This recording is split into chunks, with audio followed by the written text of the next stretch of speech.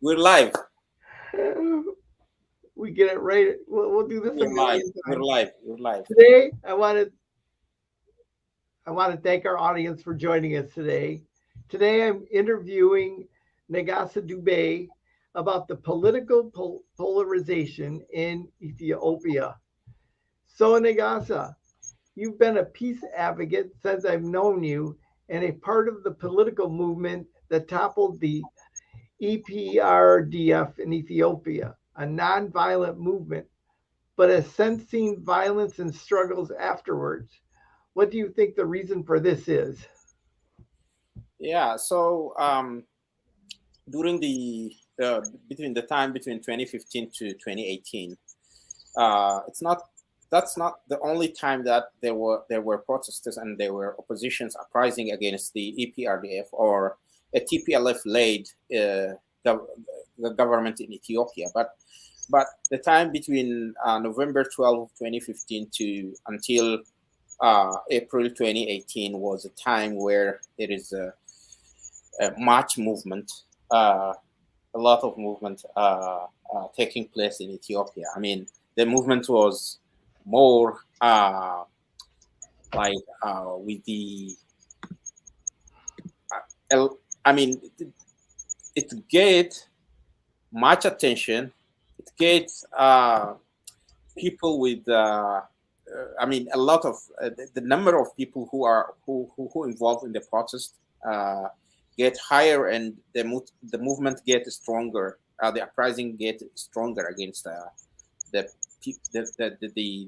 then government of Ethiopia, and that finally forced the government in power, especially to declare reform, and the prime minister to resign. The former prime minister Haile Mariam Desalegn to resign. Then what happened is there were different factions, different groups that were uh, part of the struggle.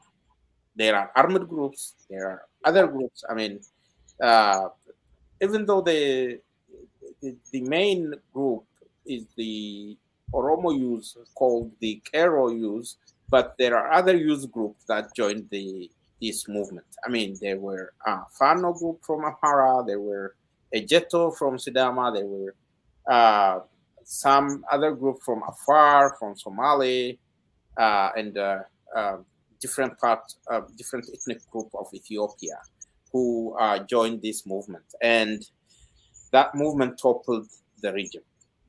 However, the nonviolent movement was successful in removing the people in power,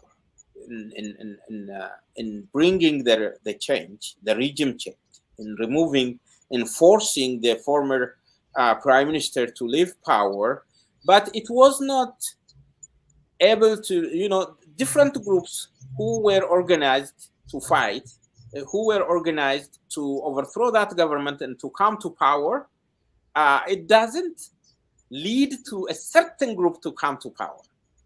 So every group that were opposing the former uh, government in power expect itself to replace, and the supporters of those groups expected to come to power. Rather, the thing became what? A reform process. So that means people in who were part of former government came to power. Another section, another group within the system replaced those who were more powerful and continued to rule. I mean, that the reform process, in the reform process, those who came to power, for example, they dismantled EPRDF, the former coalition. They formed a new party called Prosperity Party, and they started to lead the reform or the change. So this disappointed the other group. Actually, the reform process, in the first like 1 year and a half, everybody was excited because in the reform, uh, prisoners were freed, and banned political organizations were allowed to come back to Ethiopia and to struggle peacefully. And some draconian laws, some were removed from terrorist list, even armed groups. They, and that excited a lot of, there was a hope. So there are two things here. The leaders were hoping to share power, political power. That didn't happen. And they were also, there were a lot of expectation, within some political group that they would succeed to power. That didn't happen. So the reform process was slow. It doesn't when reform happened, you can't satisfy everybody. You can't satisfy every group. Every group cannot be satisfied by that. So just taking the armed groups, now you see there were 3 armed groups who were fighting in that process. So one of the armed group is the there is Ogaden National Liberation Front, which get disarmed and totally, it's no more armed group like in 2018. So that became like it's a peaceful party right now, ONLF. And there was other Gimbot Sabat Arbanyot Gimbar. It's another armed group. That group disarmed its groups. They have a small number of soldiers, maybe less than 1,000. Anyways, they got disarmed and they banned that organization doesn't exist anymore. They joined other groups, and they formed with another name called Izema. So they become political party. But there is an older armed group called Oromo Liberation Front, which is like 40 years old. Started a struggle the same time TPLF and EPLF started. ELF is the Eritrean People's Liberation Front, the party that is leading Eritrea right now, and the Tigray People's Liberation Front that also ruled Ethiopia for the last 27 years. So, but this political group, partially the leaders get back home, though things are not like as they expect.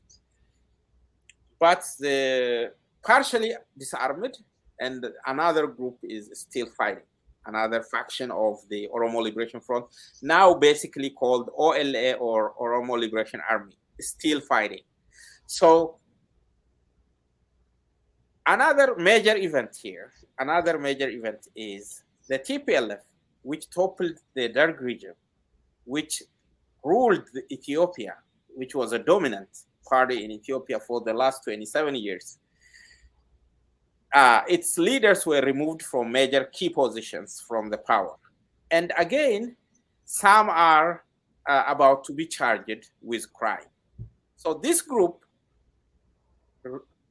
they retreated to their base, to the Tigray, and they refused to go in line with the federal government. So they contradicted the government with many issues, like they held election while the federal government postponed election. They held election, and also they have their own armed group, which is like, and they are totally reluctant to the federal government, and they went to war.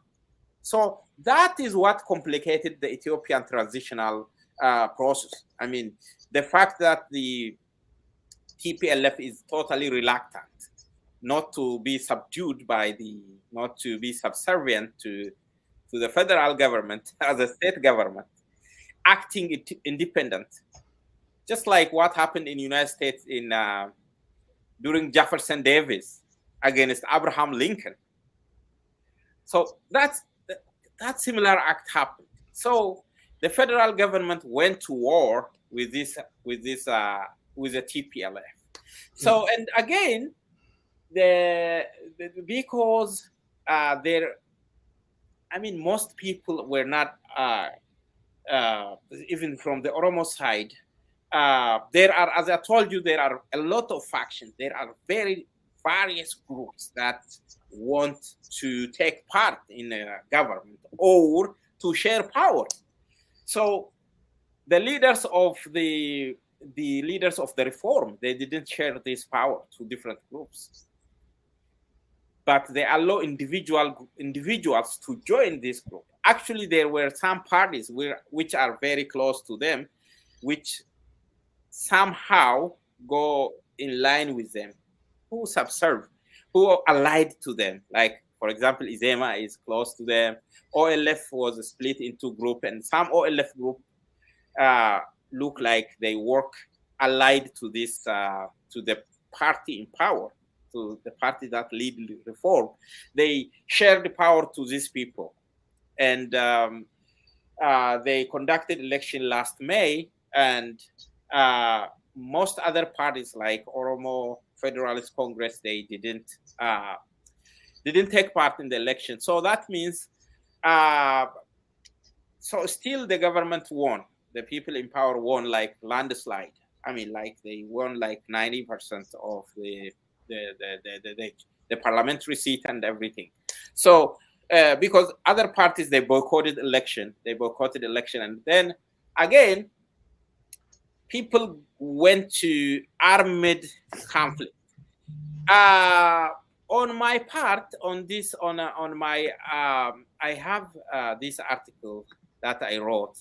I have been advising, continuously advising different groups to keep, to remain, to stay, to just to keep their non-violent struggle. I am still a peace activist, as you said. I advocate for peace. I usually,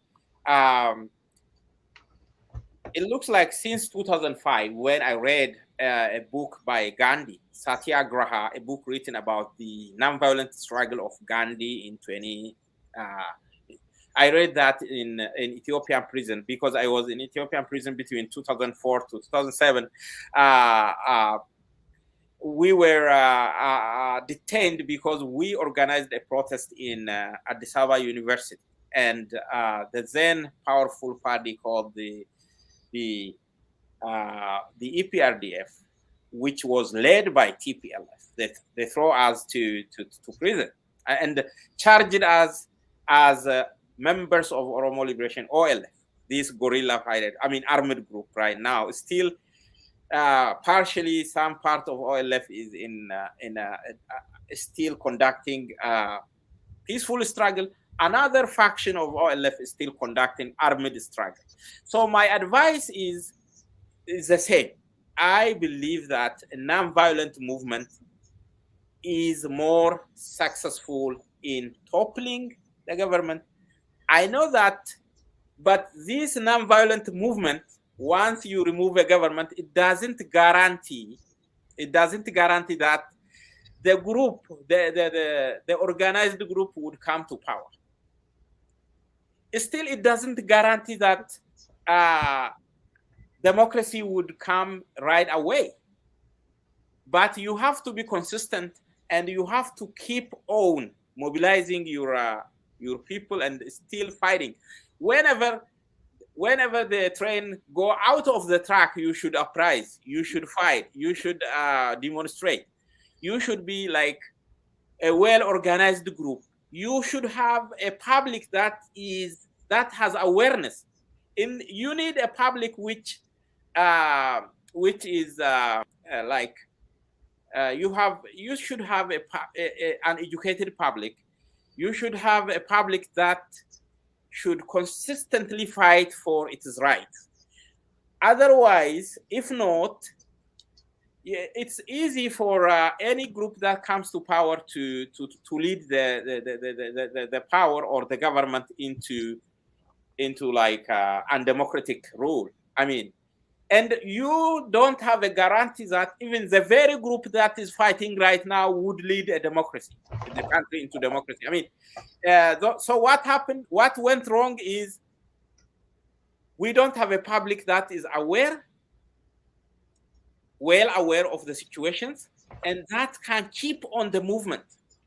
that can push the button, and we don't have organization that can lead it. Hmm. It was. Do you have a follow up, or Michael?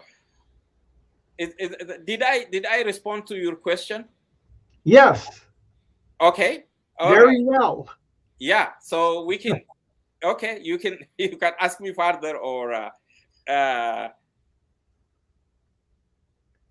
you can, I if you don't have a follow up. so I read your article about Guji Oromo, and in that article, you wrote the Guji Oromos need freedom from the liberators, and that victory comes from winning the hearts and minds of the people. I assume the armed violence has affected the Guji Oromos. What can you tell us about that? Yeah, actually, about the this is the one I was talking about. The victory for Oromo will come from winning hearts and minds of the um, from winning hearts and minds. So in this article, what I tried to address is I actually uh, tried to advocate for nonviolent struggle. Uh, the message of the article is mostly the armed groups, they would attack other civilians, maybe who are part of the government, who are so because they would show their power. They want to scare the people. They want the people to be afraid of them, to be afraid of their action, and then then they obey them. That is how the armed group operate in Ethiopia. The armed group, they anybody who criticizes them in a meeting, in a public gathering, who speaks anything bad against them, they would take action against that person. They either kill that person, or they kidnap that person, take him to whatever they do, they torch him, or they do whatever they want against him. So you stop opposing them, or you stop saying anything against them, because for the fear of violence, for the fear of retribution, they either attack your maybe your relatives or whatever. Actually, there were some improvements after I wrote this, because even my own brother have been kidnapped by this group, and they didn't torture him. They didn't do anything. They just released him. But with this, I see some improvements on the on some respects. So, but the very ideology, what I want to criticize here is the very ideology is, you see the supporters of this armed group here and there, even in diaspora, they say they threaten people, like saying, if you critique this armed conflict, oh, you are a government puppet, we'll kill you, wait for me here. I mean, there is a lot of threatening messages I receive every time. You are a government. Why, if you support the government, would that be a crime? You can support anybody. You can support any group. I mean, so here you find the public, you find supporters of different groups who are not tolerant of opinion, who are not tolerant of, who does not tolerate, who does not respect the right of opinion, the right of expression. So it means that there is a lot to be done. I mean among the public and among the supporters of different groups. So this is not limited only to restricted only to uneducated people. You see professors, doctors. So taking their own view is absolute right, absolutely correct, and the views of others is totally crooked, totally wrong, totally against the public. So any action taken against any person who opposes their view is righteous. Righteous. I mean, so that is the article, the former article you mentioned. However, there is another article you mentioned about the article I wrote about the how Guji Oromo needs freedom from liberators. Here is that article. Let's see. Okay. It's here. So yeah. Okay. Here is that article. So in the article on which I wrote, Guji Oromo need freedom from liberators. On this article, I actually, by the time I write this article, it's 2 years ago. 2 years ago, I went back home. I traveled to Ethiopia. I have seen how, and you see this old man is a traditional leader. He's a community leader. He's like a poet, and also he was a former freedom fighter who fought the dark regime and very well respected elder. So the community knows this guy was this old man. Mangudo was assassinated by the so-called freedom fighters, the OLA group. So that's what the whole public knows. And actually, so these freedom fighters, the so-called freedom fighters, I mean, this group who are fighting the government, allegedly fight, they take action against a lot of civilians. But in this article, I also mentioned that the government forces were killing innocent civilians in different conflicts. For example, there was a conflict, people on a motorbike fired at the convoy of the government military forces in a place called, in West Guji, in a place called Finchawa, in a village called Finchawa, where the government forces fought back and then, killed about 20, that is not 20, 13 civilians in that town and wounded more.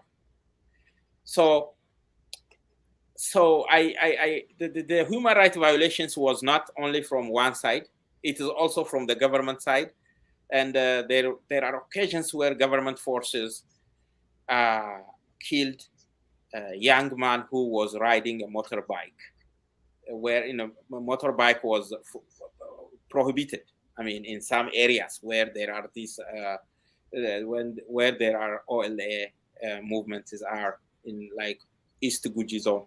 And there was an occasion where government, after attacked by the OLA, the government forces retaliated on civilians around a place called Dara, like between Harakallo and Wadara, around Bika, place called Bika, where they killed about 4 or 6 people.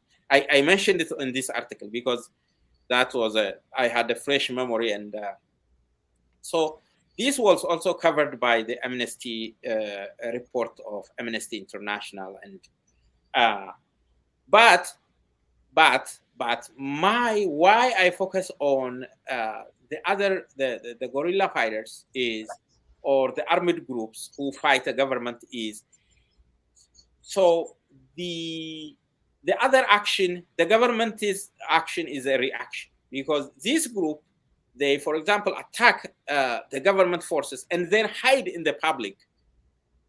They use human shield, and then the government forces, the reaction from the government forces, they kill civilians. So that doesn't mean the human rights violation is still continued. I mean, it's not like something stopped in those days.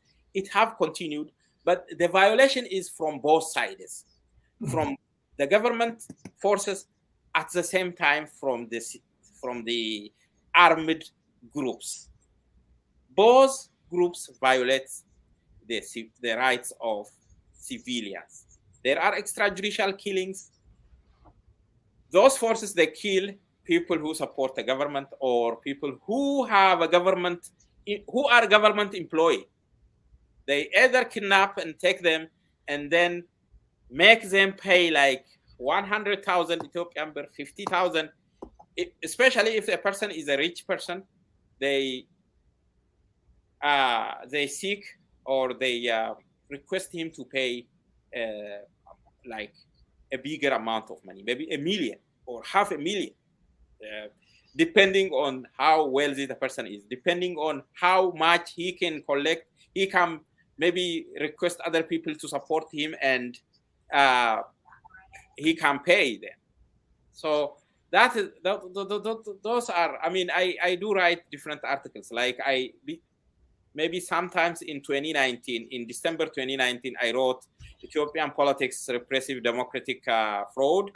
That was my experience of running in election in 2010. I ran representing opposition group. I ran in 2010 Ethiopian general election.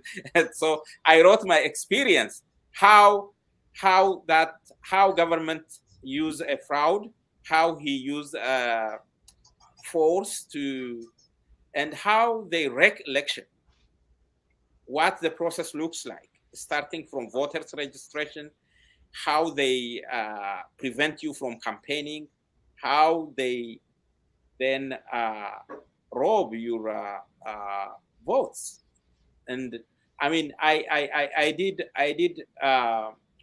wrote my own experience in those articles. So that is my experience. However, let me share a little more. But currently, because of this guerrilla movement, because of this armed conflict in the region, especially the lowlands of East Guji and West Guji, they are suffering a lot. There is hunger. I can call it starvation. There is a starvation. So because this group attack vehicles on the route, even food aid cannot go to this area. For example, if I take areas like Waradas, I mean, Warada means a district, like Gorodola, people are very hungry. We can share some pictures from Gorodola area. People are, there is hunger, there is a lot of starvation. And so one is drought, there is a drought. Number two, there is conflict. So even when there is a drought, people move from one place to another place. People can, in the past, people can assist each other. People can contribute, help each other. People from different areas, from other, for example, people in highland Guji can support people in the lowland. People can do a lot of things. And even sometimes government aid can come to the area. But right now, because of the conflict, people are dying of starvation in areas like Gorodola Warada, Sababoru Waradas, Liban, Gumi El Dallo. There is a lot of starvation taking place. And in West Guji, in areas like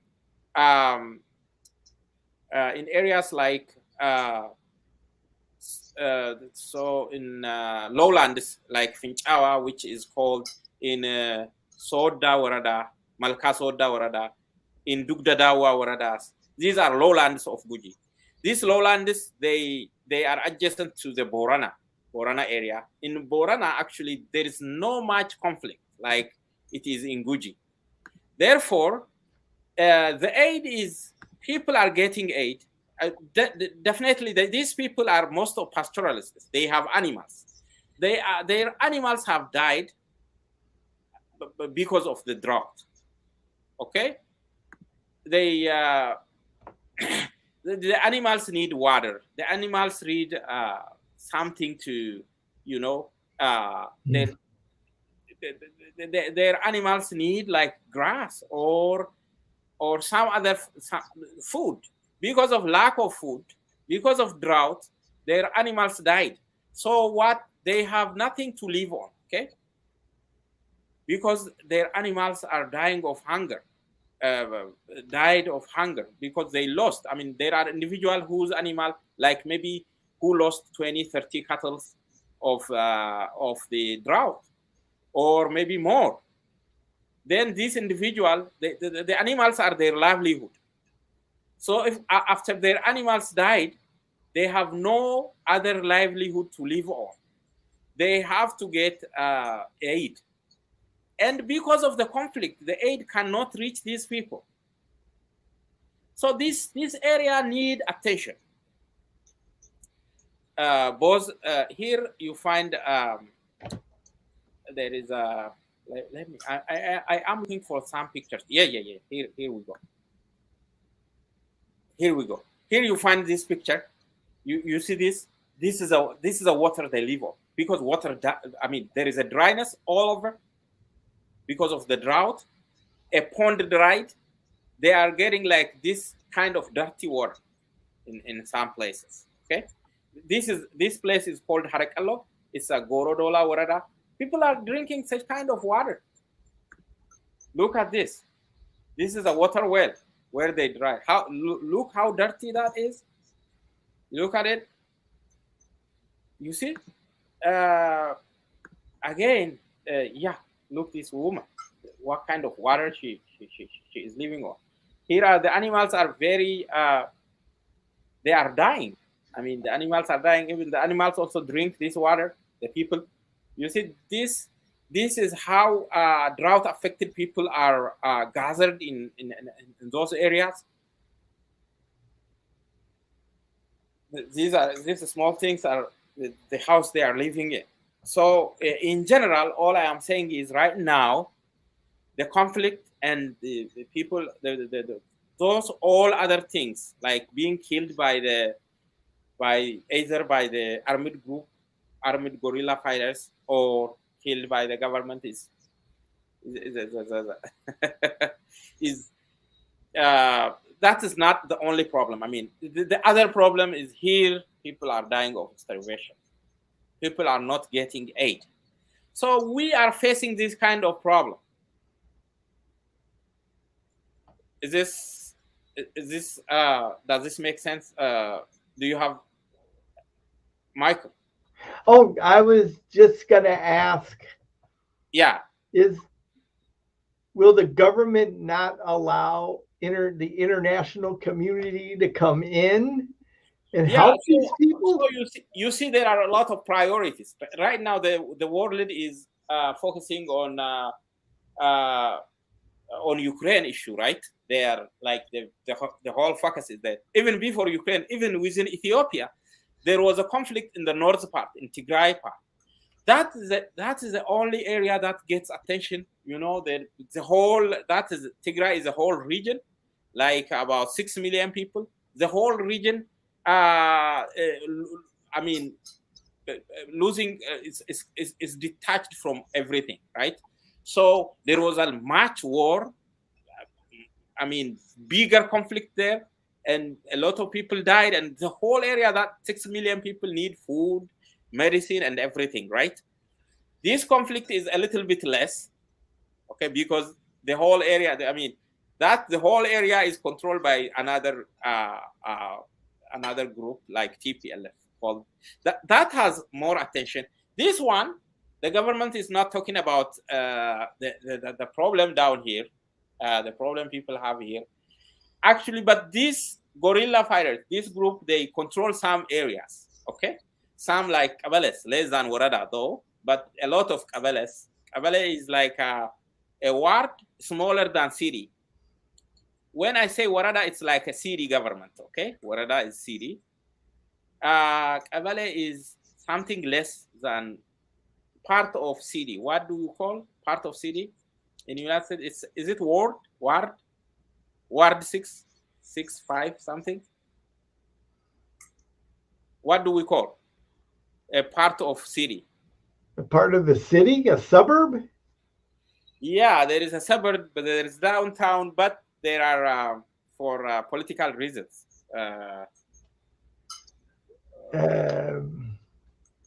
City, suburb, neighborhood? Could be neighborhood. Okay, let's take that like a neighborhood. Okay, there are several neighborhoods on which these groups like have a control. Okay, um, so vehicles doesn't go to some places, to some villages because of that.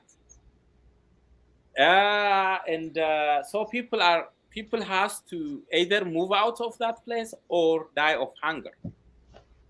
Okay, so there has to be some solution. Either there has to be like some negotiation taking place between this area, but people should not die because of the conflict between organized group. I mean, between government and other organized group. Both groups should be responsible, should feel responsibility that people would not die of hunger. Okay, that is my concern. So we're facing a more severe, more worse problem than before because of the hunger and drought. Oh, I interrupted you. You can. I don't know what question you were asking, but I interrupted you. You can continue now. I was going to ask, why will the government allow international aid to come in to help alleviate the problem? Are they just going to say no to any aid whatsoever and just close their borders? Yeah, right now they are allowing. I think other area. I mean, for recent information I have is USAID is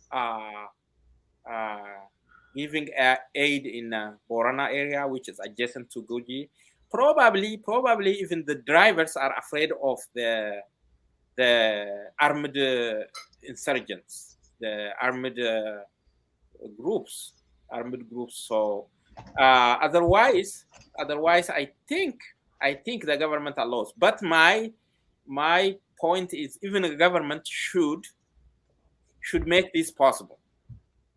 Should either do some negotiation with them, or both groups need to be responsible to the people. I mean, people should not die of hunger, and the government should pay attention and work with these other aid organizations to reach to these people, and so that these people would get enough aid and survive. I agree. Yeah, but I don't have enough information what government is doing in this. But my informants from these people, I have on social media a lot of people who are that people are not getting aid. If they get some, they are not getting enough aid. So you think the government is taking the stuff and not passing it out, or what do you think they're doing? So it looks like the government is not prohibiting or banning organizations from supporting the drought affected areas. However, now the maybe these NGOs, now even the NGOs who were over there, they are leaving the area because of this conflict, because the guerrilla fighters can kill drivers, can attack the vehicles, can take the vehicles. All right. So I see here the issue is not presented in depth, as you know, especially in Guji. The situation is very bad. Yeah, I mean, this issue didn't get enough attention on the part of the government. That's my thought. Okay, government didn't pay enough attention to that. And the aid organization, unless their safety is protected, would they face risk to support people? Would a driver allow just go? Because if he heard drivers are kidnapped by insurgents, would a driver go to that way, to that place? No, a driver would say, no, I want to save. I can't go this way. So that's why I'm telling you, both sides, both groups, the those who fight the government and the government forces. I mean, both need to be responsible. The government is duty bound to maintain peace and order, whatever way. Either it should negotiate with this group and bring them to the table and disarm them, or he should fight them and maintain the peace of the people, right? Yes. So the lion's share belongs to the government. So the government has to take up responsibility where they need to be responsible in. Yes, correct. Well, I have one last question. So Ethiopia is preparing for an inclusive national dialogue. What is your view on this? And do you have any thoughts or recommendations you would like to see incorporated? Okay. Yeah. Good question. This is I have been advocating for that from the very outset, from the very time this reform, from the time when Ethiopia getting to the reform. So let's see something here. Yeah.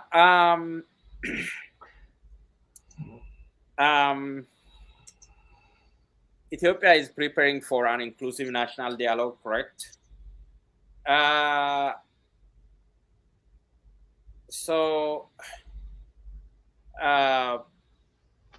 really appreciate the initiative to hold inclusive national dialogue, because there are major issues. There are people who oppose the existing constitution. There are people who does not accept the existing constitution.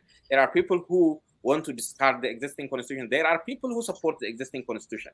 There are a debate on what the national flag would be. I mean, there are people who carry a flag, an old flag of the emperors.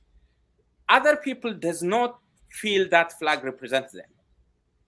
So the current Ethiopia, there are people who doesn't want the current Ethiopian flag. They reject it because the flag has a star on the middle. Let me show you right here. I think maybe that needs to. All right.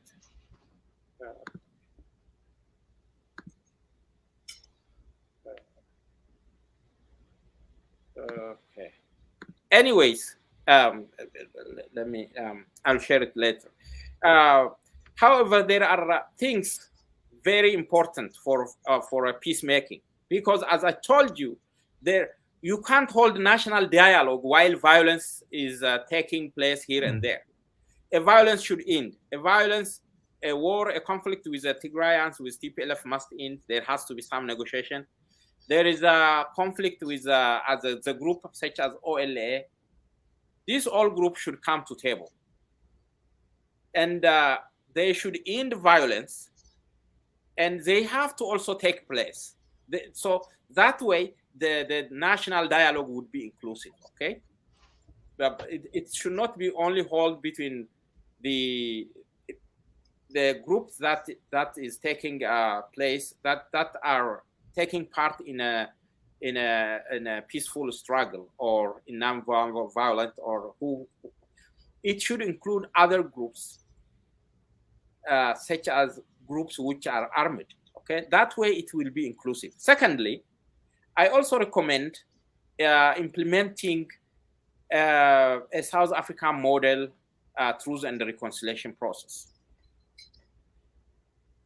Okay, this truth and reconciliation process should, I think, once this national dialogue starts, it should be discussed in the national dialogue, and they should form another truth and reconciliation commission, which should lead a truth and reconciliation process in the country, because there is a lot of enmity, there is a lot of contradiction, there is a lot of polarization. There are people who want to succeed. There are groups who want to secede from Ethiopia. There are regions which are very much polarized, who doesn't want to continue with Ethiopia. And there are groups that are fighting for secession. There are groups which want a unitary form of Ethiopia, or which means they need Ethiopian identity, who advocate for like a unitary Ethiopia. Okay, so all these group are there in Ethiopian politics, right? Like we can talk about three groups. There are groups who want unitary Ethiopia, who does not allow an ethnic-based federalism. They say we should not advocate about ethnic identity. We should forget. I mean, the country should not be, the federalism should not be ethnic-based. Ethnic-based in a sense, they doesn't want to see this multinational kind of ethnic, multinational federalism. They need a unitary Ethiopian identity. I mean, they want every Ethiopian to call itself Ethiopian, and then doesn't really recognize that there is this one group. We can call that unitary Ethiopianists, or who advocate Ethiopian identity. There is ethnic nationalists who advocate for ethnic-based federalism, the second group. There is a third group who advocate for secessionism. Unitarists, ethnic-based federalists, or multinational federalists, and secessionists. So Ethiopia has all these three groups. So we need a truth and reconciliation process. Even when this reform began in 2018, there was this commission was established by Parliament. They didn't do anything. The time their 2 years span lapsed without them doing anything, and that commission is no more existing right now. We need a commission. We need skilled people. Maybe we need assistance from international, maybe UN or other skilled organizations. For example, the group in Minnesota, the Advocates for Human Rights, they have skilled people. They have been participated in Truth and Reconciliation in Liberia. We need such kind of organizations who have skill. I mean, the very traditional way of like reconciling people is not enough. This thing is scientific. It needs, for example, Canada is undergoing Truth and Reconciliation for indigenous people. In United States, there is a movement for reconciliation, and not only reconciliation, repatriation, reparation for blacks and for like indigenous people. So many countries, they undergo, they do this Truth and Reconciliation process, but it's not like we have tradition where people, the elders would reconcile people. That's not enough. It's more than that. It's more than that. It needs research. We need skilled people to take part in this process. I believe we need this Truth and Reconciliation process to take place. So did I answer your question or did I explain well? Do you have a follow-up? No, that was very well said. Yeah. So on my part, I think I do commend, I do appreciate that the government have this initiative. This is very important. People should discuss on very important national issues. There are a lot of issues on which there is polarization, on which there is contradiction, okay? So stakeholders should sit down, discuss on these issues. They should allow the public to discuss on these issues and get closer. I mean, to resolve this as much as they can. And at least people should agree to, sometimes on some issues they should disagree, but they should bring those issues to public to vote on it, on some of the issues. They should vote on those issues. Everybody should be included in this. And that should determine the fate of the future of the country. Very well said. Yep. So unless if you have a question, yeah, you can continue. That's all I have. Okay. All right. So, if that is so, you can wrap up our discussion then. Thank you very much for allowing me for giving me this to be part of this discussion. Oh, you're welcome. And I want to thank our audience for joining us today. We've been hearing Nagessa Dube and hope to see you next time. Oh yeah, Michael, I appreciate that you joined me today. I mean, I know you from 2015, right? Yeah, Yeah, something like that.